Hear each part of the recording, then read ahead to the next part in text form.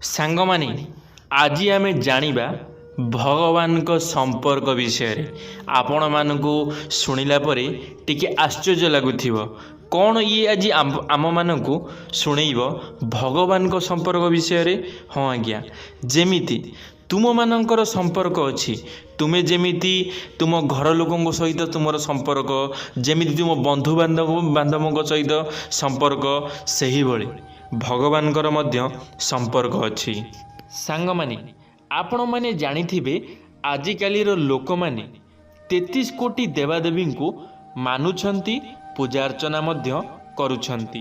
ହେଲେ ସେଥିରୁ ପ୍ରଭୁ ଜଗନ୍ନାଥଙ୍କୁ କିଏ ଅଧିକ ଭଲ ପାଉଛନ୍ତି ତ କିଏ ମହାଦେବଙ୍କୁ ଅଧିକ ଭଲ ପାଉଛନ୍ତି। କିଏ ମହାଦେବଙ୍କୁ ମାନୁଛନ୍ତି ତ କିଏ ପ୍ରଭୁ ଜଗନ୍ନାଥଙ୍କୁ ମାନୁଛନ୍ତି।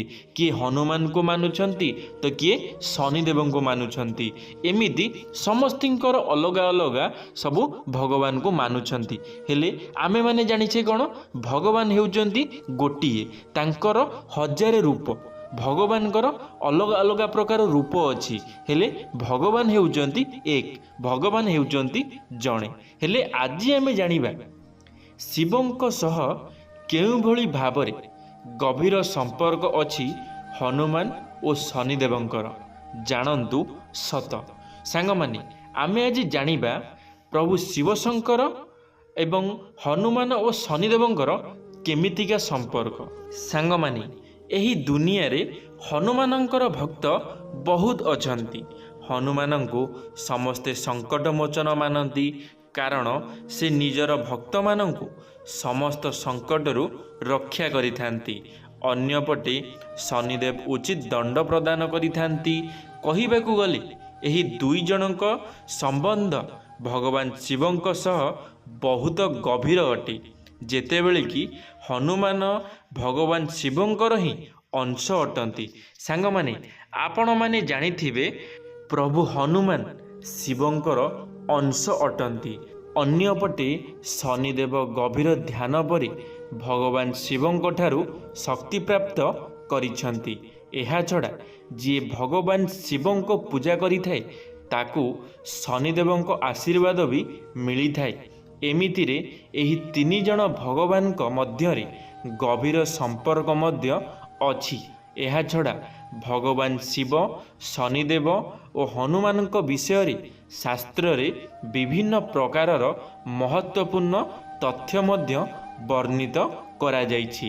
ସାଙ୍ଗମାନେ ଆପଣମାନେ ଜାଣିଥିବେ ଭଗବାନ ଶିବଙ୍କୁ ପୂଜା କରିବା ଯାହା, ଶନିଦେବଙ୍କ ଆଶୀର୍ବାଦ ପାଇବା ମଧ୍ୟ ସେଇଆ।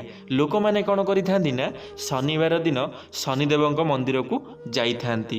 ହେଲେ ସେମାନଙ୍କୁ ମୁଁ ଜଣାଇ ଦେବାକୁ ଚାହୁଁଛି, ତୁମେମାନେ ଯଦି ଶନିଦେବଙ୍କର ଆଶୀର୍ବାଦ ପାଇବାକୁ ଚାହୁଁଛ ତାହେଲେ ତୁମେମାନେ ମହାଦେବ ମନ୍ଦିର ଗଲେ ବି, ଶିବଶଙ୍କରଙ୍କୁ ପୂଜା କଲେ ବି ତୁମେମାନେ ଶନିଦେବଙ୍କର ଆଶୀର୍ବାଦ ପାଇପାରିବ।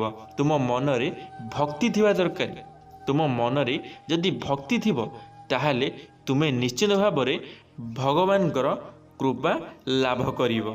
ଶାସ୍ତ୍ର ଅନୁସାରେ ଭଗବାନ ହନୁମାନ ଓ ଶନିଦେବଙ୍କ ମଧ୍ୟରେ ବହୁତ ସମାନ ଆସିଥାଏ। ସୂର୍ଯ୍ୟ ସଂହିତା ଅନୁସାରେ ଭଗବାନ ହନୁମାନଙ୍କ ଜନ୍ମ ଶନିବାର ଦିନ ହୋଇଛି। ଏହାଛଡ଼ା ଭଗବାନ ହନୁମାନ ରୁଦ୍ର ଅବତାର ବି ଅଟନ୍ତି ଓ ରୁଦ୍ର ଭଗବାନ ଶିବଙ୍କ ଦ୍ୱିତୀୟ ନାମ ଅଟେ। ହନୁମାନ ଶାସ୍ତ୍ର ନାମରେ ଗୋଟିଏ ନାମ ଶନିଦେବଙ୍କର ଅଟେ। ଶାସ୍ତ୍ରରେ କେତେଥର ହନୁମାନ ଓ ଶନିଦେବଙ୍କ ରଙ୍ଗ ବି ସମାନ ବୋଲି କୁହାଯାଇଛି। ସାଙ୍ଗମାନେ ମୁଁ ଆପଣମାନଙ୍କୁ ଜଣାଇ ଦେବାକୁ ଚାହୁଁଛି ପ୍ରଭୁ ହନୁମାନଙ୍କର ଜନ୍ମ ଶନିବାର ଦିନ ହୋଇଛି। ଆପଣମାନେ କ'ଣ କରିଥାନ୍ତି ନା ମଙ୍ଗଳବାର ହେଉ ନହେଲେ ଶୁକ୍ରବାର ପ୍ରଭୁ ହନୁମାନଙ୍କର ପୂଜା କରିଥାନ୍ତି। ହେଲେ ମୁଁ ଆଜି ଆପଣମାନଙ୍କୁ ଜଣାଇ ଦେବାକୁ ଚାହୁଁଛି ଆପଣମାନେ ପ୍ରଭୁ ହନୁମାନଙ୍କର ପୂଜା ଶନିବାର ମଧ୍ୟ କରିପାରିବେ। ଶନିବାର ମଧ୍ୟ ପ୍ରଭୁ ହନୁମାନଙ୍କ ବାର। ସେଥିପାଇଁ ଆପଣମାନେ ମନରେ କେବେ ଭାବନ୍ତୁ ନାହିଁ କି ଶନିବାର ମାନେ ମୁଁ ଶନିଦେବଙ୍କ ପାଖକୁ ଯିବି।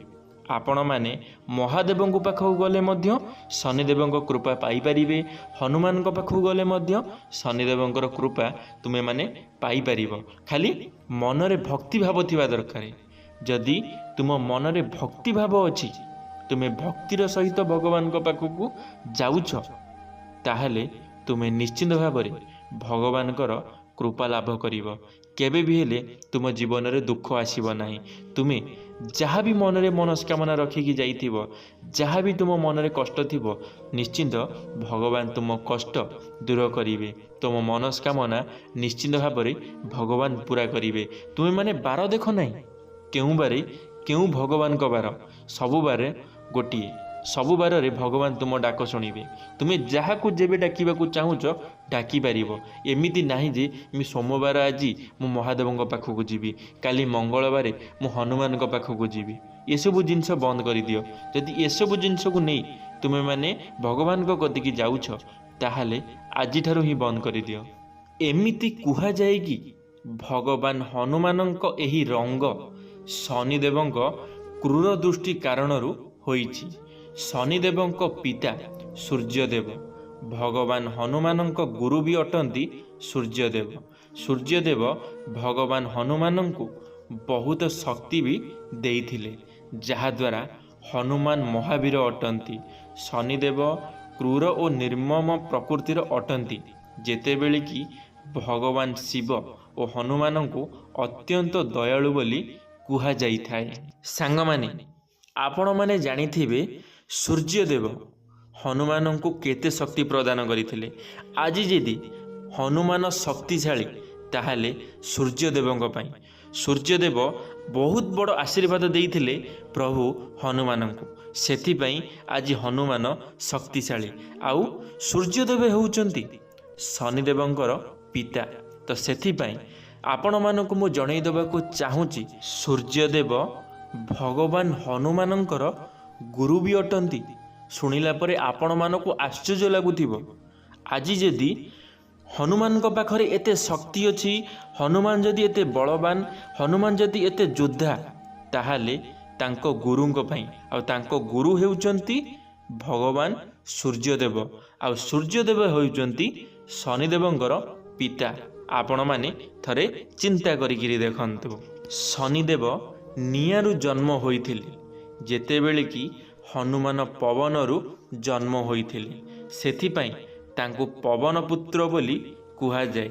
ଗୋଟିଏ ପଟେ ଯେଉଁଠି ଶନିବାର ଦିନ ତେଲ ବିକ୍ରି କରିବା ଅଶୁଭ ହୋଇଥାଏ, ଅନ୍ୟପଟେ ସେହି ଦିନରେ ହନୁମାନଙ୍କୁ ତେଲ ଚଢ଼ାଇବା ଶୁଭ ହୋଇଥାଏ। ସାଙ୍ଗମାନେ, ଇଏ ହେଉଛି ଆମ ଭଗବାନଙ୍କର ସବୁ ସମ୍ପର୍କ। ଆପଣମାନଙ୍କୁ ମୁଁ ଜଣାଇ ଦେବାକୁ ଚାହୁଁଛି। ଆପଣମାନେ ଭଲ ଭାବରେ ଜାଣିସାରିଥିବେ ପ୍ରଭୁ ଶିବଶଙ୍କର, ହନୁମାନ ଆଉ ଶନିଦେବଙ୍କର କ'ଣ ସମ୍ପର୍କ, କେମିତିକା ସମ୍ପର୍କ ଆପଣମାନେ ନିଶ୍ଚିନ୍ତ ଭାବରେ ବୁଝିପାରୁଥିବେ। ଏ ଭିଡ଼ିଓ ମାଧ୍ୟମରେ ଆପଣମାନେ ନିଶ୍ଚିନ୍ତ ଭାବରେ ଭଲ ଭାବରେ ଜାଣିପାରିଥିବେ ଏହି ତିନି ଠାକୁରଙ୍କର, ଏ ପ୍ରଭୁଙ୍କର କେମିତିକା ଲୀଳା। ଆପଣମାନେ ଥରେ ଚିନ୍ତା କରନ୍ତୁ। ଯେଉଁ ବାରରେ ତେଲ ବିକ୍ରି ହେବ ନାହିଁ, ସେଇ ବାରରେ ହନୁମାନଙ୍କୁ ତେଲ ଚଢ଼ାଇଲେ ଶୁଭ ହେବ। ଆପଣମାନେ ଥରେ ଚିନ୍ତା କରନ୍ତୁ। ମାନେ ଏଠି ଶନିଦେବ ରାଗିବେ। ଯଦି ଶନିବାର ଦିନ ତେଲ ଆପଣମାନେ ବିକୁଛନ୍ତି, ତାହେଲେ ଶନିଦେବ ରାଗିବେ। କିନ୍ତୁ ଯଦି ହନୁମାନଙ୍କୁ ତେଲ ଚଢ଼ାଉଛନ୍ତି, ତାହେଲେ କ'ଣ ହେବ? ହନୁମାନ ଖୁସି ହେବେ। ସେଥିପାଇଁ ଇଏ ହେଉଛି ଭଗବାନଙ୍କ ଲୀଳା। ଆଉ ଭଗବାନଙ୍କ ଲୀଳା ହେଉଛି ଅପରମ୍ପାର। ଆପଣମାନେ ମନରେ ସବୁବେଳ ପାଇଁ ରଖିଥିବେ, ଭକ୍ତି ଥିବା ଦରକାର। ଯାହା ବି ଚାହୁଁଛନ୍ତି, ଯେଉଁ ଭଗବାନଙ୍କୁ ଡାକୁଛନ୍ତି ଡାକନ୍ତୁ, କିନ୍ତୁ ମନରେ ଭକ୍ତି ଥିଲେ ସବୁ ଭଗବାନ ଶୁଣିବେ। ଧନ୍ୟବାଦ ସାଙ୍ଗମାନେ, ଭିଡ଼ିଓଟି ଶେଷ ପର୍ଯ୍ୟନ୍ତ ଦେଖିଥିବାରୁ ଆପଣମାନଙ୍କୁ ଅଶେଷ ଅଶେଷ ଧନ୍ୟବାଦ। ଆଶା କରିବି ମୋର ଏହି ଭିଡ଼ିଓଟି ଆପଣମାନଙ୍କୁ ନିଶ୍ଚିନ୍ତ ଭାବରେ ଭଲ ଲାଗିଥିବ। ଯଦି ମୋର ଏହି ଭିଡ଼ିଓଟି ଭଲ ଲାଗିଥିବ, ଲାଇକ୍ଟିଏ କରିଦେବେ, ସାଙ୍ଗମାନଙ୍କ ମଧ୍ୟରେ ସେୟାର ନିଶ୍ଚିନ୍ତ ଭାବରେ କରିଦେବେ। କମେଣ୍ଟ ବକ୍ସରେ ଆପଣମାନଙ୍କର ମତାମତ ରଖିବେ। ଚ୍ୟାନେଲଟିକୁ ସବସ୍କ୍ରାଇବ୍ ମଧ୍ୟ କରିଦେବେ। ଧନ୍ୟବାଦ। ଜୟ ଜଗନ୍ନାଥ, ଜୟ ମା ଶାରଳା।